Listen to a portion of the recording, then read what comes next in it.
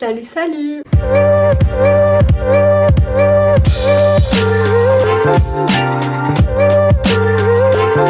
Bienvenue dans cette nouvelle vidéo.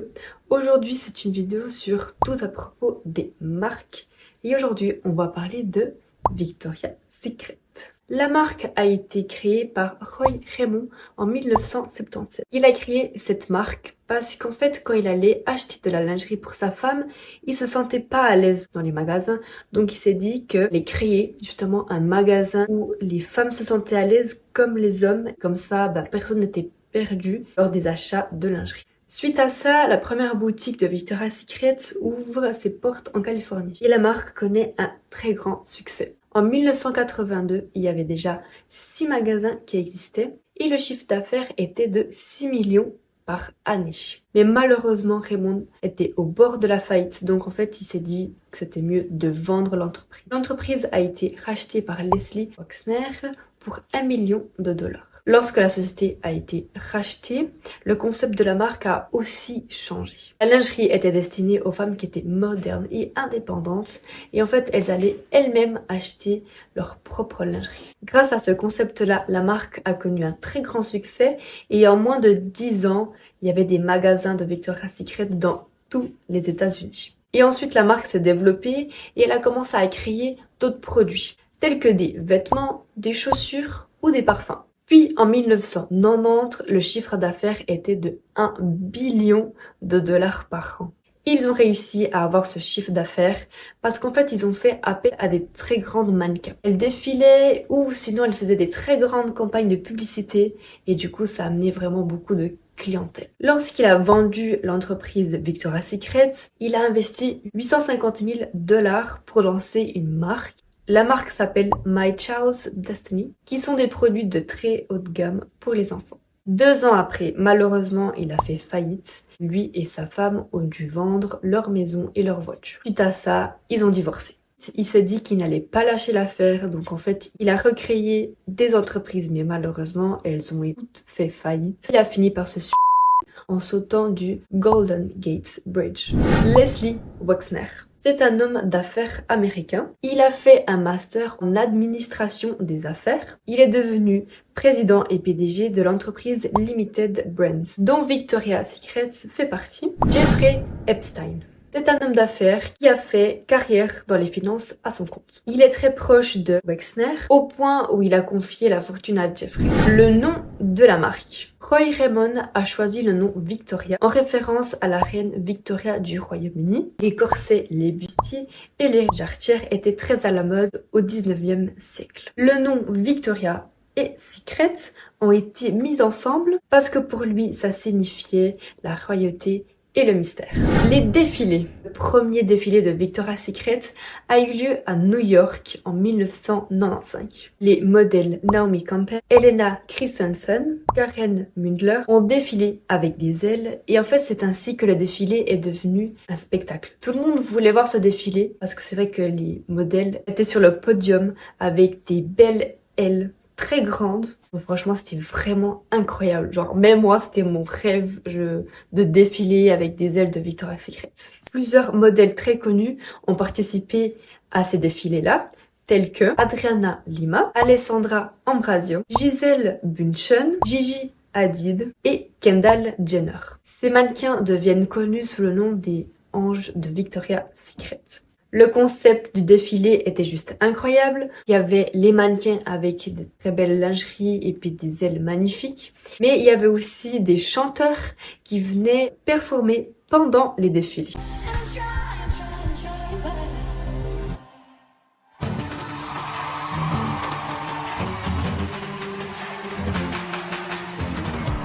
Lady Gaga, Justin Bieber, The Weeknd ou encore Rihanna fait partie des défilés et c'était juste incroyable.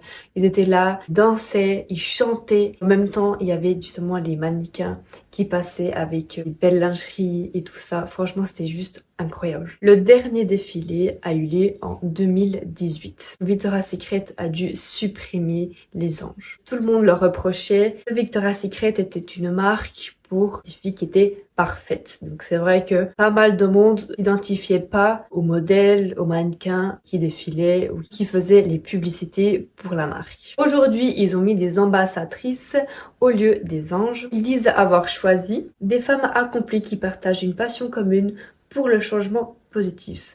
Et selon eux, ce sont des femmes extraordinaires par leur origine, leur intérêt et leur passion. Le but est de travailler avec ces ambassadrices-là sur de nouveaux projets, tels que des podcasts sur des sujets de société ou des événements pour une bonne cause, ainsi que des collections avec des produits révolutionnaires et du contenu captivant et inspirant. Les ambassadrices sont Priyanka Chopra, Valentina Sampaio, Amanda de Cadenet et Hailey Bieber. Les polémiques. Un document intitulé Victoria's Secret Angels and Demons sur la chaîne Hulu met en évidence que Leslie Wexner serait impliquée dans les affaires de pédophilie de Jeffrey Epstein.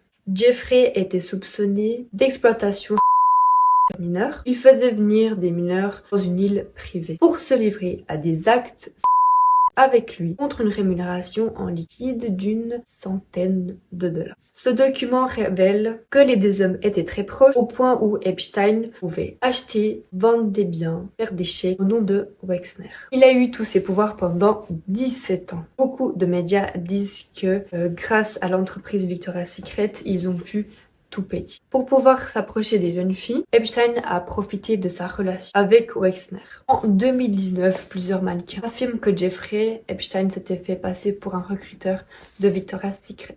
Donc comme ça, ces filles, en fait, elles faisaient tout ce que lui, il voulait et elles pouvaient participer au défilé. Donc par la suite, beaucoup de filles ont témoigné et ont dit que c'était vrai. Donc ils ont été arrêtés pour trafic de mineurs. En août 2019, Jeffrey Epstein s'est retrouvé mort dans sa cellule, donc il a échappé à la justice. Deuxième polémique, le chef marketing Victoria's Secret, donc Ed Razek, a fait une interview avec Vogue US. Lors de cette interview, on lui demande: pourquoi ne voit-on toujours pas des mannequins plus size ni de mannequins transgenres chez Victoria's Secret? Auquel il a répondu: non, je ne pense pas qu'on devrait le faire. Et pourquoi? Parce que les défilés sont un fantasme. Bien évidemment, beaucoup de gens ont été frustrés et très énervés par ces propos-là. Donc Ed a dû présenter ses excuses sur les réseaux sociaux et il a dit que mes remarques concernant l'inclusion des modèles transgenres dans le défilé de mode Victoria's Secret semblaient insensibles. Je m'en excuse. Pour être clair, nous pourrions absolument prendre des modèles transgenres dans le défilé. Des modèles transgenres sont venus au casting et comme beaucoup d'autres, ils n'ont pas été sélectionnés. Mais il ne s'agissait jamais de genre. J'admire et je respecte leur parcours pour embrasser qui ils sont vraiment. Polémique numéro 3. Après de nombreuses polémiques, et notamment après le projet des ambassadrices, dont le but était d'améliorer leur image, une ancienne mannequin revient sur son expérience pendant les défilés. Cette mannequin s'appelle Brigitte Malcolm, qui a publié une vidéo sur TikTok le 26 juin 2021. Elle montre son ancien soutien-gorge avec lequel elle avait défilé en 2016. C'est une taille 30A, alors que la mannequin porte en réalité du 34B. Elle dit qu'en fait cela est beaucoup plus sain pour elle d'avoir un soutien-gorge qui est adapté à sa morphologie. Elle ajoute qu'elle a été rejetée au défilé de 2007 par Ed Razek, qui lui avait dit que son corps n'était pas très beau. Mais comment tu peux dire ça? Uma semana antes, na academia, eu ficava caminhando com a barra. É essa, 27 quilos. Quatrième polémique. En 2021, une entreprise en Thaïlande qui fabriquait des sous-vêtements pour Victoria's Secret, malheureusement, a fermé ses portes à cause de la pandémie de Covid. Les ouvrières ont été licenciées, mais elles n'ont pas été indemnisées. Le gouvernement thaïlandais demande aux propriétaires de les indemniser sous 30 jours, et ce qui est tout à fait normal. Mais l'entreprise de textile dit ne pas avoir d'argent pour indemniser les 1250 personnes, et ils disent qu'ils devraient accepter d'attendre vivre minimum 10 ans avant d'être entièrement endommagé. Victoria accepte d'avancer les fonds aux propriétaires de l'usine. C'est très sympathique de leur part, mais c'était aussi clairement pour redonner une bonne image. Donc voilà, c'est fini pour cette vidéo. J'espère qu'elle vous aura plu. Si vous avez des questions, des remarques, n'hésitez pas à me le dire en commentaire. N'oubliez pas de mettre un like, de vous abonner. Et je vous mets ici une vidéo à aller regarder par la suite. Donc sur ce, bye guys!